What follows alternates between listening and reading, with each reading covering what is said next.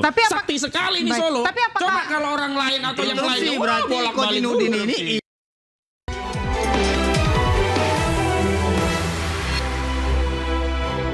kembali diinterupsi, pemirsa, saya ke Bang Kozi. Bang Kozi, bagaimana Anda melihat ini sebagai intervensi kekuasaan, sementara dari pihak Jokowi saja mengatakan ini adalah sisi kemanusiaan dari seorang Joko Widodo? Ya, sesuai dengan kronologis yang disampaikan Bang Egy Sujana bahwa dirinya menyatakan tegas tidak meminta maaf, dia komplain tentang statusnya sebagai tersangka, dia advokat, dia semestinya dalam menjalankan profesinya memiliki kekebalan hukum baik di dalam maupun di luar pengadilan. Lalu dia minta agar Jokowi perintahkan Kapolri, perintahkan Kapolda, perintahkan Direktur Tindak Pidana Umum terbitkan SP3 dan cabut cekal. Dan itu ternyata ada buktinya? Ada, pernyataannya ada. Dan kemudian ternyata itu yang di follow up. Dan di sana juga sudah ada polisi dan pengakuan dari Damai Hari Lubis. Di sana ada 5, tapi tidak tahu mana yang dipanggil oleh Joko Widodo, oleh Kompol Sarip. Lalu dijelaskan 2 orang, 2 nama yang masuk. Saat itu siapa? Iman yang dimaksud Kombes Iman Imanuddin. Yang kedua ada Rosadi, saya nggak tahu pangkatnya apa. Dan 2 itulah kemudian memfollow up apa yang dititahkan oleh Raja dari Solo lah, begitulah. Dan itu yang kemudian di follow up. Lalu di follow up dengan 13 Januari keluar permohonan restoratif dan seketika dan serta merta terbit SP3 di 15 Januari 2020. Sakti sekali di Solo. Coba kalau orang lain atau yang lain berarti Kozinudin ini iri dan cemburu dengan keberhasilan daripada seorang pengacara Edi yang berhasil menyelesaikan benar, tapi di bawah kendali intervensi Solo. Itu sebentar, saya mau tanya, bukan malah memperuncing masalah. Baik, Bang Kozi, apakah Anda melihat ini sebagai melihat bahwa Pak Jokowi ini mencoba untuk memecah kongsi dari tim Anda? Betul, pecah belah dan mengancam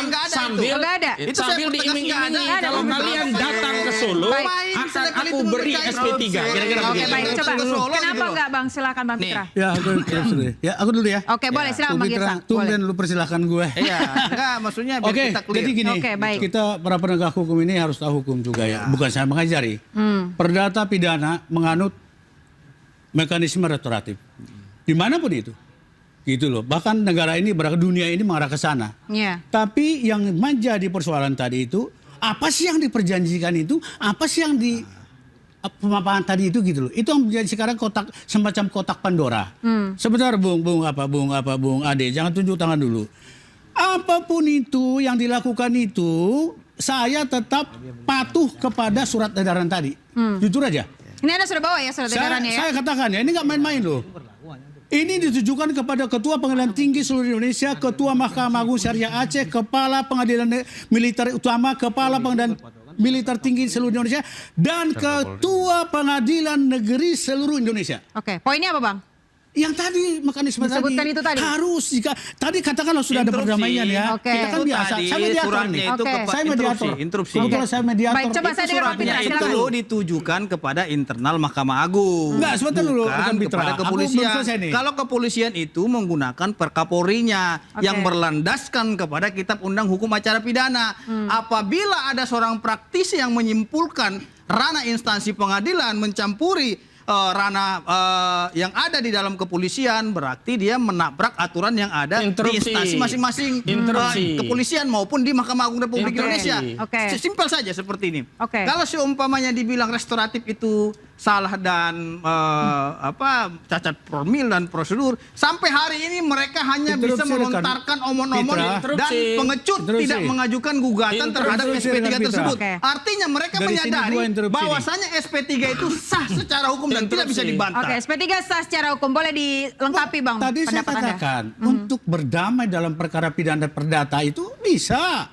Cuman ada aturannya, ini petunjuk dari Ketua Mahkamah Agung masih anyar banget. Petunjuk itu untuk di tahap pengadilan apabila berkas perkaranya sudah. Petunjuk ini Bang sifatnya koordinasi atau perintah Bang?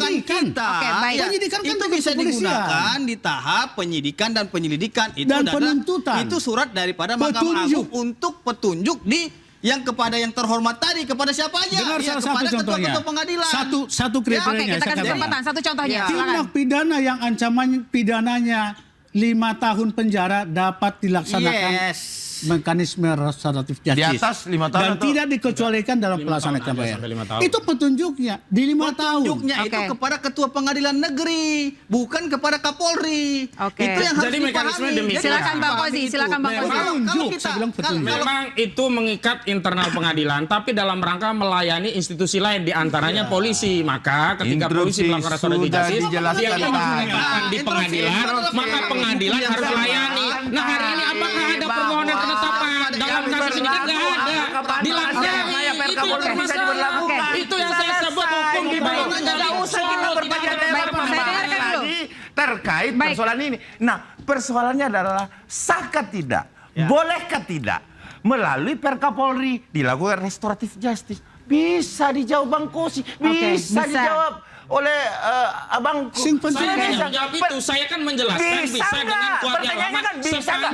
Bisa. Tapi Bang Ani jawabannya tidak bisa. Bisa atau tidak bisa, Bang? Tidak bisa. Kenapa tidak bisa? Kalau Apa alasan hukumnya? Apa alasan hukumnya yang menyatakan bahwa Perkapolri terkait restoratif justice tidak boleh dilaksanakan? Hari ini saya konfirmasi bahwa klien kami dipanggil sebagai tersangka. Dalam pemeriksaannya sudah muncul pasal-pasal yang itu menjadi bridging. Dan kasus yang terjadi itu kan sudah ada pasal bridging. Itulah ada aturan yang masih berlaku dalam sebentar. bisa diberlakukan. Yang disampaikan Koji intinya apa sebenarnya Bang Pitra? Yang disampaikan Koji maupun yang disampaikan Girsang itu tidak memiliki value, mulai nilai. Karena apa? Maupun bilang mereka tidak sah, udah keluar tuh SP3. Ini bukan soal keluar atau tidaknya. Justru karena kesewenang-wenangan itulah dilakukan. Sebentar, kita mempersoalkan keluarnya kok begitu. Kalau basisnya otoritas memang ada 3 hal yang kita cek. Pertama, aspek kewenangan. Kita akui polisi punya kewenangan. Aspek prosedur ini yang bermasalah. Aspek substansi juga ini diperdebatkan. Karena itu kita di sini tidak memperdebatkan apakah polisi punya wewenang atau tidak. Punya wewenang. Baik, saya tanya Bang Pitra. Baik, Bang. Terkait ini yang belum ada. Guys, kembali ke channel saya Puyo Mas. Kita kembali review setiap komentar-komentar netizen. Termul kalau sudah dikasih makan sudah kuat menggonggong. Termul tugasnya menggonggong, kandangin aja manusia seperti ini, bikin berisik bernegara. Ketika Parcok sudah jadi termul, apalagi palsu yang asli pun rakyat tidak percaya. Termul nggak mikir dosa, jelas-jelas membela kebohongan.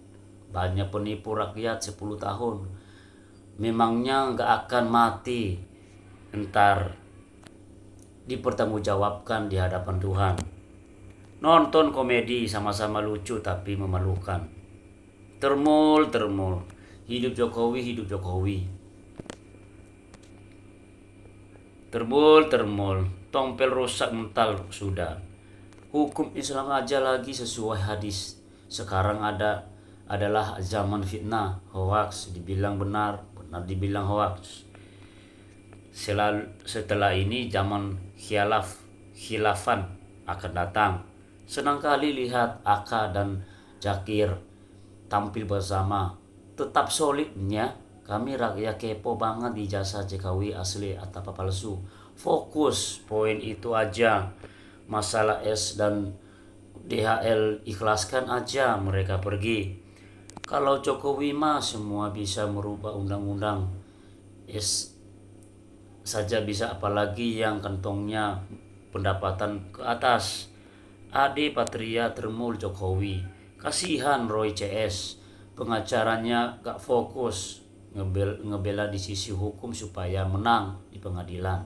Hanya panggung untuk pengacara nembak sama sana sini, gak membantu Roy.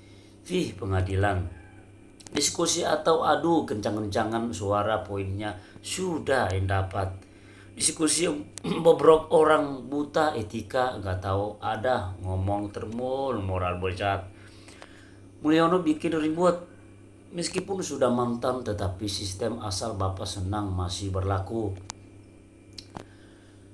Cokoro bukan raja Jawa bang, tapi raja ngibul biadab. Gila ya, mereka sendiri yang awalnya nyari perkara, nuduh-nuduh ijazah orang palsu tanpa bukti, terus nantang-nantang untuk dilaporin, giliran laporin, sampai akhirnya jadi tersangka langsung bangun nasi seolah dikriminalisasi. Sekarang komplotan mereka buyar gara-gara internal mereka sendiri yang gak solid. Terus nuduh lagi Jokowi yang dia bilang geladi. Sorry toh saya the people air show full kayak crazy. Gua harap disegerakan sajalah sidangnya biar orang-orang ini cepat-cepat dikedangin biar enggak ngadu lagi. Mau ketawa lihat si Gogon ini si pelawak mantap. UST Khojinuddin saja percaya. Begitulah adanya. Saya ragu jenis kelamin Fitra kelihatan pria tetap mulutnya lebih dari wanita. Cocoti termulnya ngewel. Khawatir gak dapat badokan bela orang jahat kasihan anak cucunya. Nanti dia katain hehehe anak termul apa nggak malu. Termul pendidikan apa sih yang kalau debat nggak pakai data dari DSR SM bohongnya sama Jokowi. Bisa aja omon-omon si Stong. RJ boleh si cepat, tapi jangan cuman untuk masalah Jokowi. Dan benar-benar kata Khojinuddin, kalau sudah ada RJ seharusnya perkaranya dianggap tidak ada. Sakti dengan banyak cuannya. Sudah intinya palsu semua itu ijazahnya tukang kayu yang gak tahu diri. Ini Bapak Jokowi family. Apalagi beritanya sekarang lebih parah, mana ada itu ya dalam satu ijazah ada versi ijazah yang berbeda. Jadi sudah jelas bisa dipastikan ijazah tersebut palsu semua. Percuma mau berbelit-belit gak jelas. Orang sudah jelas, banyak saksi bukti yang valid yang menunjukkan ijazah tersebut palsu semua. Apalagi sekarang ini berita foto dengan orang aslinya tidak sama, bukan orangnya. Bisa dilihat dari gambar face, raut muka, leher, kacamata dan sebagainya. Punya orang itu, intinya palsu semua itu. Tangkap bicarakan secepatnya itu satu keluarga tukang kayu yang nggak tahu diri. Ini Bapak Jokowi family, pemalsuan dokumen ditambah kasus lainnya. Kasus solusinya atau korupsi, nepotisme, oligar, monark, konstitusional dalam arti pemaksaan kehendak terhadap masyarakat. Indonesia undang-undang udah konstitusi negara, ini pasal berlapis 3 itu. Tangkap bicarakan secepat keluarga. Tukang kayu nggak tahu diri. Ini Bapak Jokowi family, pecat cepat Gibran dari Wapres. Itu nggak layak, pendidikannya nggak jelas. Mul ngomong pakai otak, jangan pakai otot. Mul logikanya ke bolak-balik. Termul nggak ada isi ya. Yang ngerusak tatanan hukum itu orang seperti Ade dan Fitra. Bicaranya mau ngotot sendiri, tidak ada edukasi sama sekali. Dasar termul, kok semakin banyak termul. Ya sekarang hebat ya kalau ini sudah ini cuannya banyak, termulnya nambah. Hukum dipertontonkan semuanya oleh Jokowi. Aneh juga negara Konoha ini. Hukumnya betul-betul pret. Persilat lidah, ulung selalu mencari-cari topik untuk mengulur-ulur kasus ijazah junjungannya. Sok-sok ayam bilang kita buktikan saja di pengadilan sampai usaha membenturkan kolektor TPUA dan RT dengan diberikannya SP3 kepada ES. Ini permainan kubu Jokowi mental RRT. Gak usah diuji lagi. Gak kan ikutan kayak Bang ES, Polri, Jaksa Hakim, dan advokat. Harga kecerdasan Anda jangan mau dipermainkan demi uang. Ingat sumpah jabatan kalian. Bravo RRT. Saya rakyat kecil, seumur hidupku tak akan pernah percaya Jokowi. Bagi saya Jokowi sekali pembohong, sampai mati pun tetap pembohong. SP3 tipu-tipu, ujung-ujung SP3 tanpa diawali wajib SP3 atau surat kesepakatan menyelesaikan perkara pidana amanat KUHP saat ini RJ harus ada PPTTG RJ. Pengacara satu ini setiap hari bikin narasi saja, kalau kalah debat mulutnya nyecros, bilang gak peduli dengan SP3 EGI dan damai, tapi mulutnya setiap hari ngubek itu kan aneh. Teman dapat SP3 kok pada penasaran, pada kepanasan.